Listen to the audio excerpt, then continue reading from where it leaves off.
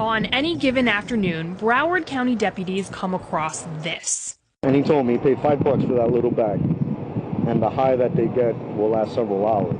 This is Flocka, just one of the inexpensive synthetic drugs ravaging South Florida. And there's a new twist that's making fighting these drugs even harder. E-cigarettes, or vaporizer pens. It's just a huge challenge. It's affecting our entire communities from prevention to rehabilitation.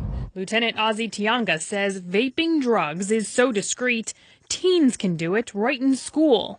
There's no scent. They sit in the back of the room and they think it's funny, and they're vaping, and what they're vaping, I cannot determine. It used to be that if you were trying to get high, it would smell. Exactly. All of it has changed.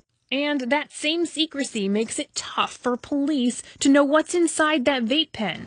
They have to get it tested by a lab. And you can't determine what's in it right away. Not at all. In fact, these individuals can smoke it right in front of you. A recent CDC study found that e-cigarette use more than tripled among middle school and high school students in 2014. It's not known how much of that is drug-related, but young vape users are posting videos of themselves getting high on YouTube. Hey, my hair on fire. My hair on fire. Bro, you chill, man. That ain't nothing but a vape. My hair on fire. The Drug Enforcement Administration is so concerned because synthetics can be so dangerous, no matter how they're ingested.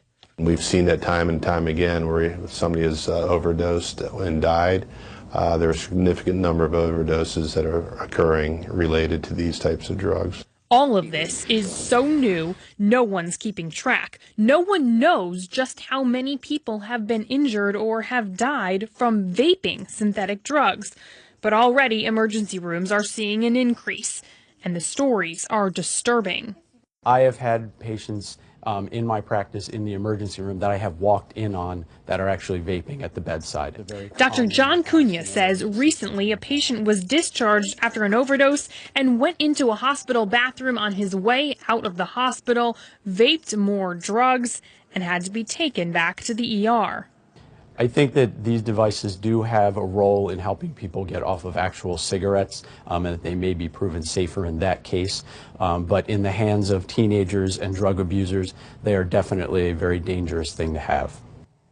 The thing to remember here, Jake, is that these are not classified as drug paraphernalia, so there's no federal age limit on who can buy them, although many states do have restrictions.